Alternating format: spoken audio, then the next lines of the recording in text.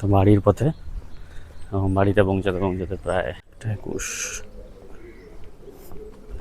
1:21 বাজে, দেরি হয়ে গেল আজকে বাড়ি থেকে পৌঁছাতে অনেক কটা কাজ আছে।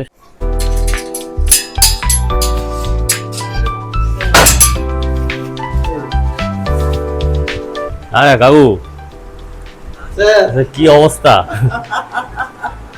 বাড়ির? তো এরকম বিধরক অবস্থা, কোনো কিছু করার নেই, বাড়িতে রিনোভেশন হচ্ছে।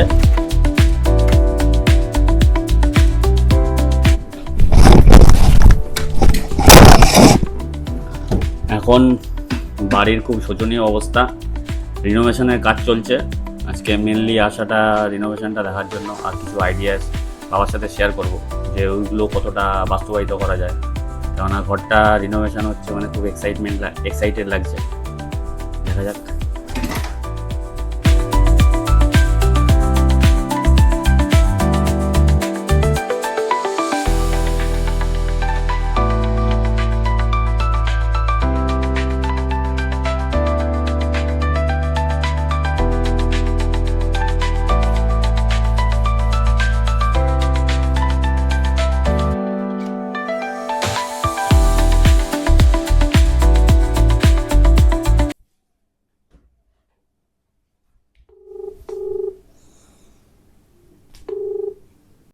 Hello, what can I do baby? এখানে তো অবস্থা খারাপ। এখন কি হয়েছে?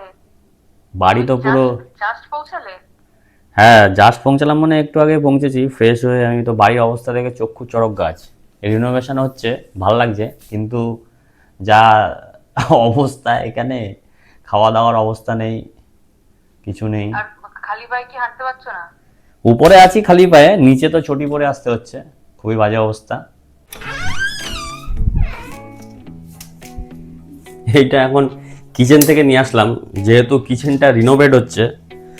তো কিচেন কিন্তু মানুষের একটা ভাইটাল অঙ্গ, মানে কিচেনটা মানুষের জীবনে ওতপ্রোতভাবে জড়িত। কিচেন যত বেশি কনভিনিয়েন্ট হবে, যত বেশি গোছানো হবে, তত কাজ করতে সুবিধা হবে। আমি যেহেতু একটু রান্নাবান্না করতে ভালোবাসি, সেজন্য আমি চাই কিচেনটা যেন একটু মডার্ন লুক থাকে। যেমন ড্রয়ার যদি আমি টানি, সেখান থেকে আমার হাতাখুন্তি থাকে, মানে এই ব্যাপারগুলো যাতে, আর সব কিছু মোটামুটি ঢেকে থাকে, ক্যাবিনেট ওয়াইজ থাকে, যাতে কিচেনটা দেখতেও সুন্দর লাগে, ঢুকতেও ভালো লাগে, তেল চিটে কম লাগে, এটাই হচ্ছে ব্যাপার। আর কিচেনের জন্য আমি একটা ড্রয়িং বানিয়েছিলাম, ড্রয়িংটা নিয়ে আসি। এই ড্রয়িংগুলো আমি এরকম বানিয়েছি, যেমন এটা হচ্ছে কিচেন এরিয়া, এটা হচ্ছে ওয়াশ বেসিন এরিয়া। প্র্যাকটিক্যালি ব্যাপারটা দেখি। So this is the kitchen area. আসার পরেই বাবার সাথে ডিসকাস করে নিয়েছিলাম যে এই জায়গাগুলো ক্যাবিনেট এবং ড্রয়ার করা হবে according to my sketch.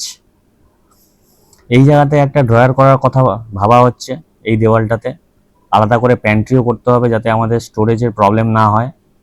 So this is the area. Then এটা হলো ওয়াশ বেসিন এরিয়া, যেখানে আমরা ওয়াশিং মেশিনও রাখবো, তাই convenience and purpose needs to go hand in hand. আর এই জায়গায় অবশ্যই আমরা খুব পছন্দের একটা এলইডি মিরর বসবে, যেটা এখানকার লুকটাকে খুব অ্যাস্থেটিক করবে। পাথরগুলো দেখে নিলাম যে কী ধরনের পাথর বাবা নিয়ে এসছে, সেই অনুযায়ী ডেকোরেশন করা হচ্ছে। বাবার সাথে সেটাই আলোচনা হচ্ছিল। সাগর কাকুর সাথে বাবার একটা আলোচনা হচ্ছিল, কাকু মনে হয় কোনো একটা জায়গায় ভুল করেছে, তো সেটাই বাবা বোঝাচ্ছিল।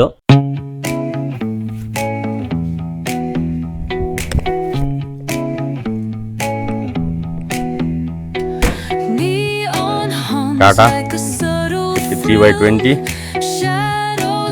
বাবা আসছি তাহলে, এখন আবার গন্তব্যস্থলের দিকে যেতে হবে। হয়ে গেল অনেকক্ষণ, প্রায় 6:20 বাজে।